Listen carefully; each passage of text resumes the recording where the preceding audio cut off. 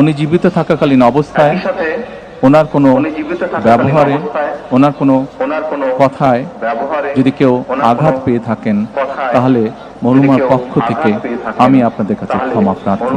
আমি বিসমিল্লাহির রহমানির রহিম।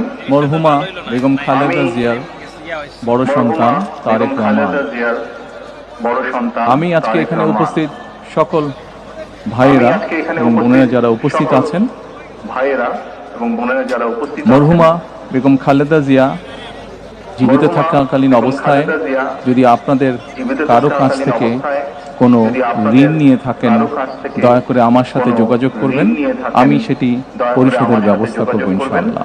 আমি সেটি একই পরিশোধের সাথে ব্যবস্থা করব ইনশাআল্লাহ। উনি জীবিত থাকাকালীন অবস্থায় একই সাথে ওনার কোনো উনি জীবিত থাকাকালীন ব্যবহারে, অবস্থায় ওনার কোনো ওনার কোনো কথায় ব্যবহারে যদি কেউ ওনার আঘাত কোনো পেয়ে থাকেন, কথায় তাহলে যদি মরহুমার কেউ পক্ষ থেকে আঘাত পেয়ে থাকেন, আমি আপনাদের কাছে তাহলে ক্ষমা প্রার্থী। মরহুমার পক্ষ থেকে দোয়া করবেন আমি আপনাদের কাছে ক্ষমা প্রার্থী। আল্লাহ তাআলা যাতে দোয়া করবেন ওনাকে বেহেশত দান করে। আল্লাহ তাআলা যাতে আসসালামু আলাইকুম। ওনাকে